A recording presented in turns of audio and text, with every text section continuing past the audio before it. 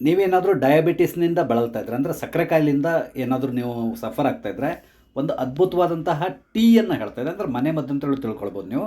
ಈ ಟೀನ ನೀವು ಡೈಲಿ ಸೇವಿಸೋದ್ರಿಂದ ನಿಮಗೆ ಈ ಟೈಪ್ 2 ಡಯಾಬಿಟಿಸ್ ಇದ್ದರೆ ಖಂಡಿತವಾಗಿ ಸಂಪೂರ್ಣವಾಗಿ ಕಂಟ್ರೋಲಿಗೆ ಬರ್ತದೆ. ವಿಡಿಯೋನ ಸಂಪೂರ್ಣವಾಗಿ ನೋಡಿ. ನಮಸ್ಕಾರ ಎಲ್ರಿಗೂ, ಅಮ್ಮೀಸ್ ಲೈಫ್ ಸ್ಟೈಲ್ಗೆ ಸ್ವಾಗತ.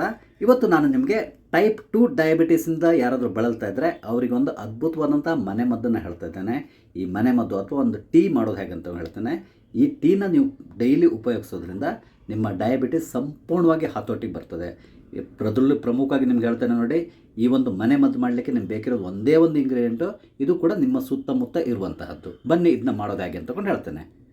ಡಯಾಬಿಟಿಸ್ಗೆ ಈ ಟೀ ಮಾಡ್ಕೊಳ್ಳಿಕ್ಕೆ ನಮ್ಗೆ ಬೇಕಿರುವಂತಹ ಇಂಗ್ರೀಡಿಯೆಂಟ್ ಕೇವಲ ಒಂದೇ ಒಂದು ಇಂಗ್ರೀಡಿಯೆಂಟು. ಅದೇನು ಅಂತ ಹೇಳಿದ್ರೆ ಪೇರಳೆ ಎಲೆ ಅಥವಾ ಸೀಬೆಕಾಯಿ ಮರದ ಎಲೆ ಬೇಕಾಗ್ತದೆ. ಇದು ಸಾಮಾನ್ಯವಾಗಿ ನಿಮ್ಗೆ ಎಲ್ಲ ಕಡೆ ಸಿಗ್ತದೆ. ನಿಮ್ಮ ಸುತ್ತಮುತ್ತ ಸ್ವಲ್ಪ ನೋಡಿದರೆ ನಿಮಗೆ ಪೇರಳೆ ಮರಗಳು ಸಿಗ್ತದೆ. ಆ ಎಲೆನ ನೀವು ತಗೊಳ್ಬೇಕು.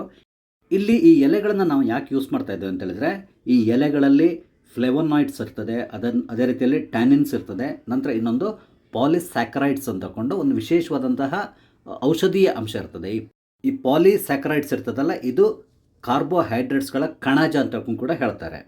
ಈ ಎಲ್ಲ ಅಂಶಗಳು ಇರೋದ್ರಿಂದ ಇದು ಆ್ಯಂಟಿ ಆಕ್ಸಿಡೆಂಟ್ ಆಗಿ ಕೆಲಸ ಮಾಡ್ತದೆ, ಹಾಗೆಯೇ ಆ್ಯಂಟಿ ಇನ್ಫ್ಲಮೇಟರಿ ಆಗಿ ಕೆಲಸ ಮಾಡ್ತದೆ, ನಂತರ ಆ್ಯಂಟಿ ಡಯಾಬಿಟಿಕ್ ಆಗಿ ಕೂಡ ಇದು ಕೆಲಸ ಮಾಡ್ತದೆ. ಹಾಗಾಗಿ ಇಲ್ಲಿ ನಾವು ಪೇರಳೆ ಹಣ್ಣಿನ ಈ ಎಲೆಗಳನ್ನು ತಗೊಂಡಿದ್ದೇವೆ.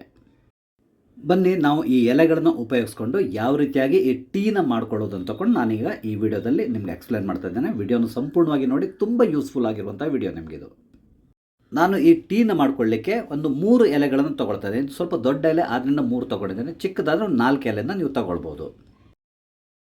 ಒಮ್ಮೆ ಇದನ್ನು ಚೆನ್ನಾಗಿ ತೊಳ್ಕೊಳ್ಳಿ, ಯಾಕಂತೇಳಿದ್ರೆ ಧೂಳೆಲ್ಲ ಇರ್ತದೆ. ಹಾಗಾಗಿ ಕ್ಲೀನಾಗಿ ತೊಳೆದು ಇದನ್ನು ಸ್ವಲ್ಪ ಡ್ರೈ ಮಾಡಿಕೊಂಡು ಕೊನೆಗೆ ನಾವು ಇದನ್ನು ಉಪಯೋಗಿಸೋಣ. ಹೇಗೆ ಉಪಯೋಗಿಸೋದು ಅಂತ ನಾನು ಹೇಳ್ತೇನೆ. ಒಂದು ಪಾತ್ರೆ ತಗೊಳ್ಳಿ, ಅದಕ್ಕೆ ಒಂದು 3 ಎಲೆನ ನೀವು ಹಾಕ್ಕೊಳ್ಳುವಾಗ ಈ ರೀತಿಯಾಗಿ ಕಟ್ ಮಾಡಿ ಹಾಕ್ಕೊಳ್ಳಿ. ಫುಲ್ ಎಲೆನ ಒಂದೇ ಸರಿ ಹಾಕ್ಕೊಳ್ಬೇಡಿ, ಪೀಸ್ ಆದರೆ ತುಂಬ ಒಳ್ಳೆಯದು. ನಂತರ ಇದಕ್ಕೆ ನೀವು ಕುಡಿಯುವ ಶುದ್ಧ ನೀರು 1.5 ಲೋಟ ನೀರನ್ನ ಹಾಕ್ಕೊಳ್ಳಿ, ಸಾಕಾಗ್ತದೆ. ನಾನಿಲ್ಲಿ 1.5 ಲೋಟ ನೀರನ್ನ ಹಾಕ್ಕೊಂಡಿದ್ದೇನೆ. ನಂತರ ನಾವು ಇದನ್ನ ಸ್ಟವ್ನಲ್ಲಿಟ್ಟು ಚೆನ್ನಾಗಿ ಕುದಿಸ್ಕೋಬೇಕು. ಈ 1.5 ಲೋಟ ನೀರೇನಿದೆ ಅದು 1 ಲೋಟಕ್ಕೆ ಕುಗ್ಗಬೇಕು. ಹಾಗಾಗಿ ಮೀಡಿಯಂ ಫ್ಲೇಮ್ನಲ್ಲಿ ಇಟ್ಕೊಂಡು ಇದನ್ನ ಕುದಿಸ್ಬೇಕು. ಒಟ್ಟಿಗೆ ನಾವು ಒಂದು 10 ನಿಮಿಷದವರೆಗೆ ಕುದಿಸ್ಬೇಕು. ಯಾಕಂದರೆ 1.5 ಲೋಟ ಇರುವಂಥ ನೀರು 1 ಲೋಟ ಕುಗ್ಗಬೇಕಲ್ಲ. ಹಾಗಾಗಿ ಮಧ್ಯದಲ್ಲಿ ಮಿಕ್ಸ್ ಮಾಡ್ಕೊತಾರೆ. ನೋಡಿ, ಈಗ ಒಂದು 2-3 ಮಿನಿಟ್ ಆಗಿದೆ ನಾನಿಟ್ಟು. ಅದರ ಔಷಧೀಯ ಅಂಶ ಆಲ್ರೆಡಿ ಬಿಡ್ಲಿಕ್ಕೆ ಶುರುವಾಗಿದೆ. ನೀರಿನ ಕಲರ್ ನೋಡಿದರೆ ಗೊತ್ತಾಗ್ತದೆ ಅದು ಚೇಂಜ್ ಆಗ್ತಾ ಇರುವಂಥದ್ದು. ಇನ್ನೂ ಸ್ವಲ್ಪ ಹೊತ್ತು ನಾವು ಕುದಿಸ್ಬೇಕಾಗ್ತದೆ. ನೋಡಿ, 10 ನಿಮಿಷ ಆಯಿತು ಕುದಿಲಿಕ್ಕೆ ಶುರುವಾಗಿ. ನೀರು ಕೂಡ ಕಮ್ಮಿ ಆಗಿದೆ. 1.5 ಲೋಟ ಇರುವಂಥದ್ದು 1 ಲೋಟ ಕುಗ್ಗಿದೆ.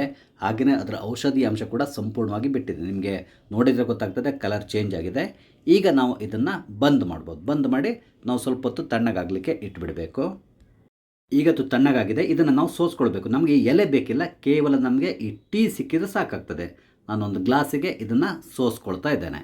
ನೀವು ನೋಡ್ತಾ ಇದ್ದೀರಲ್ಲ, ಡಯಾಬಿಟಿಸ್ಗೆ ಅದ್ಭುತವಾದಂತಹ ಟೀ ರೆಡಿಯಾಗಿದೆ. ನೀವು ಏನು ಮಾಡಬೇಕು ಅಂತ ಹೇಳಿದ್ರೆ, ಈ ರೀತಿಯಾಗಿ ಪ್ರತಿದಿನ ಟೀನ ರೆಡಿ ಮಾಡಿಕೊಂಡು ನೀವು ಬೆಳಿಗ್ಗೆ ತಿಂಡಿ ತಿಂತೀರಲ್ಲ ಅಥವಾ ಊಟ ಮಾಡ್ತಿರಲ್ಲ, ಅದಾದಮೇಲೆ ಇದನ್ನು ನೀವು ಕುಡಿಬೇಕು. ಈ ರೀತಿ ನೀವು ಪ್ರತಿದಿನ ಕುಡಿಬೋದು, ಏನೂ ಸಮಸ್ಯೆ ಇಲ್ಲ ಅಂತೇಳಿದ್ರೆ ಅಟ್ಲೀಸ್ಟ್ ವಾರದಲ್ಲಿ ಒಂದು 3-4 ದಿನವಾದರೂ ಈ ರೀತಿ ಮಾಡ್ಕೊಂಡು ಕುಡೀರಿ ಸಾಕು. ನಿಮ್ಮ ಡಯಾಬಿಟಿಸ್ ಅನ್ನೋದು ಸಂಪೂರ್ಣವಾಗಿ ಕಂಟ್ರೋಲಿಗೆ ಬರ್ತದೆ. ಒಂದು ವೇಳೆ ನಿಮಗೆ ಡಯಾಬಿಟಿಸ್ ಈ ಥರ ಏನಿಲ್ಲ ಅಂತ ಹೇಳಿದ್ರು ಕೂಡ ನೀವು ಪ್ರಿಕಾಷನ್ ಆಗಿ ಇದನ್ನು ಕೂಡ ಉಪಯೋಗಿಸ್ಬೋದು. ಯಾವುದೇ ರೀತಿಯಂಥ ಸೈಡ್ ಎಫೆಕ್ಟ್ ಇಲ್ಲ. ಆದರೆ ಜಾಸ್ತಿ ಕುಡಿಲಿಕ್ಕೆ ಹೋಗಬೇಡಿ. ದಿನ ಎಷ್ಟು ಬೇಕೋ ಅಷ್ಟನ್ನು ಮಾತ್ರ ಕುಡೀರಿ. ಯಾಕಂದರೆ ಅತಿಯಾದರೆ ಅಮೃತ ಕೂಡ ವಿಷ ಅಂತೇಳಿ ಹೇಳ್ತಾರೆ.